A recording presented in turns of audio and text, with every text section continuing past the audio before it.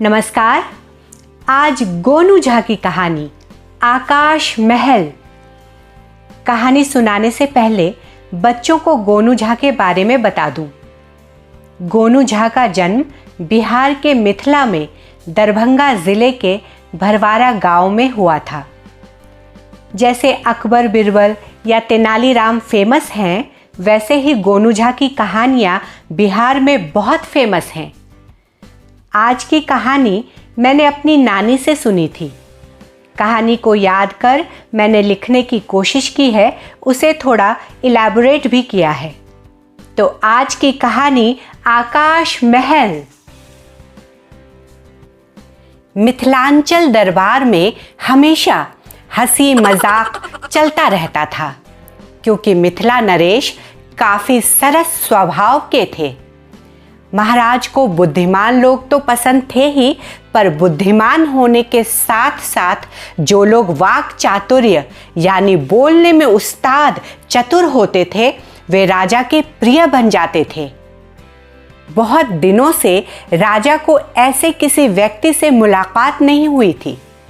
राजा को एक सहयोगी की जरूरत थी। उन्होंने सोचा, क्यों न ऐसे किसी व्यक्ति की खोज की जाए जो विलक्षण होने के साथ साथ रसिक भी हो। अपने राज्य में उन्होंने मुनादी करवाई कि उन्हें एक सहयोगी की जरूरत है। मुनादी सुन सारे बेरोजगार युवक उत्साहित हो गए, क्योंकि दरबार में जगह पाना और मिथिला नरेश का सहयोगी बनना कोई मामूली बात नहीं थी। सभी प्रतिभागियों को महाराज ने अपने बगीचे में बुलवाया।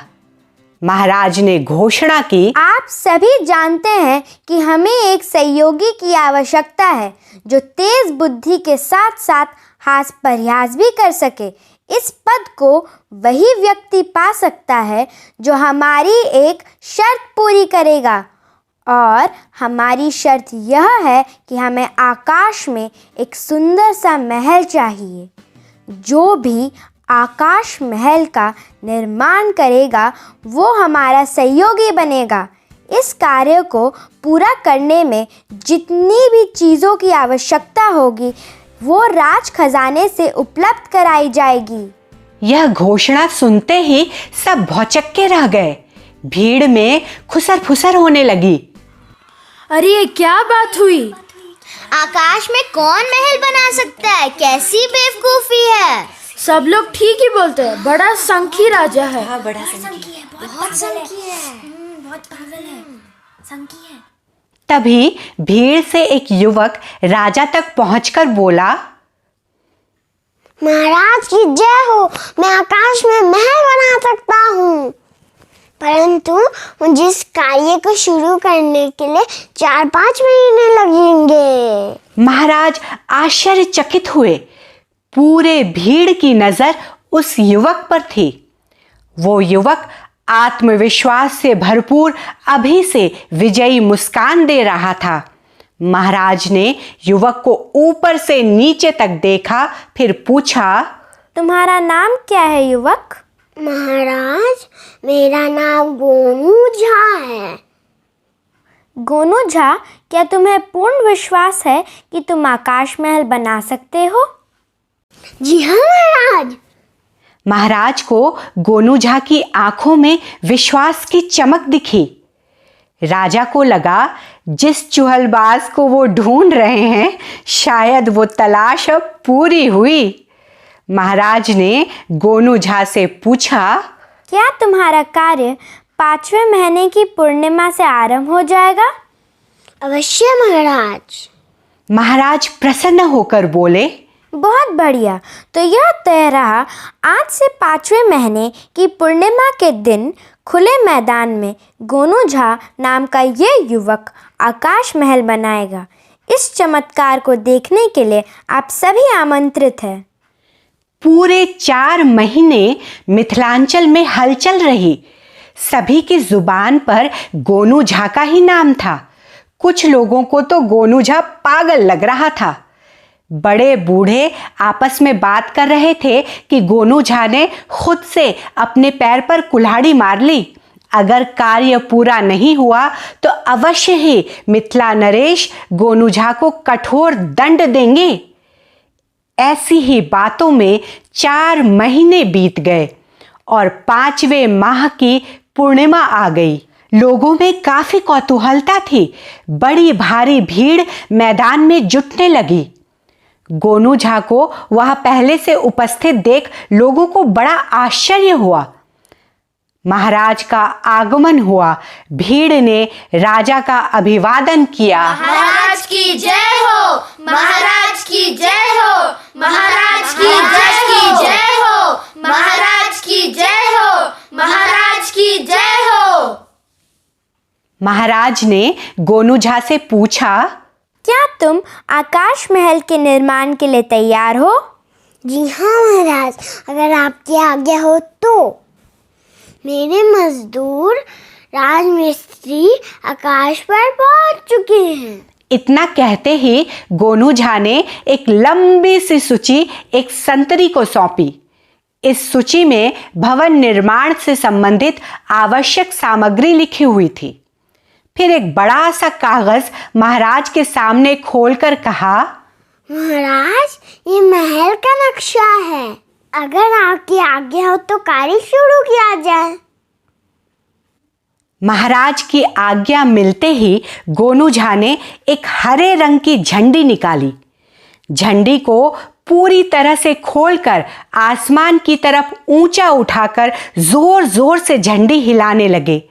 फिर झंडी को उठाए वो पूरे मैदान में भागने लगे। सभी लोगों को हैरानी हो रही थी कि गोनू झा कर क्या रहे हैं। कुछ लोगों की तो हंसी भी छूट गई। महाराज भी अचरज में थे।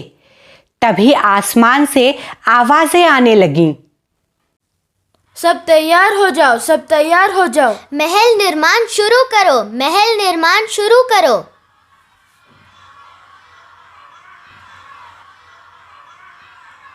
ये आवाजें इतनी साफ थीं कि सबकी नजरें आसमान देखने लगी। किसी की समझ में कुछ नहीं आ रहा था। तभी आसमान से आवाज आई, ईंटें लाओ, पानी लाओ, मसाला तैयार करो। ईंटें लाओ, पानी लाओ, मसाला तैयार करो। ये आवाजें आकाश की सारी दिशाओं से आ रही थीं। सभी हक्के बक्के थे। महाराज भी आश्चर्यचकित थे। तभी गोनू झा ने दौड़ते दौड़ते ही कहा, महाराज, मेरे मजदूर तैयार बैठे हैं, जल्दी से सामग्री पहुंचाइए। महाराज को समझ आ गया कि गोनू झा विलक्षण बुद्धि के साथ साथ चतुर भी है। वे बोले, गोनू झा, तुम तो बड़े कमाल के हो। तुमने इतने कठिन शर्त को पूरा कर दिया। हम तुम्हें अपना सहयोगी नियुक्त करते हैं। अपने मजदूरों को वापस धरती पर बुला लो। सूची के मुताबिक सामग्री का इंतजाम होते ही तुम महल निर्माण का कार्य आरंभ कर देना। इतना सुनते ही गोनू झा ने हरी झंडी लपेट ली और दूसरी लाल रंग की झंडी निकालकर हवा में लहराते हुए दौड़ने लगे। थोड़ी देर में आसमान से आवाजें आनी बंद हो गईं। सभी लोग हैरान परेशान अपने अपने घर वापस लौटने लगे। महाराज ने गोनू झा को एक कोने में बुलाकर पूछा, गोनू झा, तुम भी जानते हो और हम भी जानते हैं कि आकाश में महल नहीं बनाया जा सकता, परंतु आकाश से ये जो आवाज़ें आ रही थी वो किनकी थी? इस रहस्य से पर्दा उठाओ। गोनू झा ने बड़ी विनम्रता से कहा, महाराज, आकाश से जो आवाजें आ रही थी वो किसी मजदूर या मिस्त्री की नहीं थी, बल्कि पहाड़ी मेहनतों की थी, जिन्हें मैंने 4 महीने प्रशिक्षित किया। इसलिए मैंने 4 महीने का समय मांगा था। ओह, बड़ी मेहनत का काम था। यहाँ पहुँचते ही मैंने सारे पक्षियों को छोड़ दिया। वे पेड़ों पे बैठे हुए थे। हरा झंडा देखते ही बोलते थे, लाल झंडा देखते ही चुप हो जाते थे। आनंद आ गया। गोनू झा, तुम तो हमसे भी बड़े रसिक, चुहलबाज और बुद्धिमान निकले।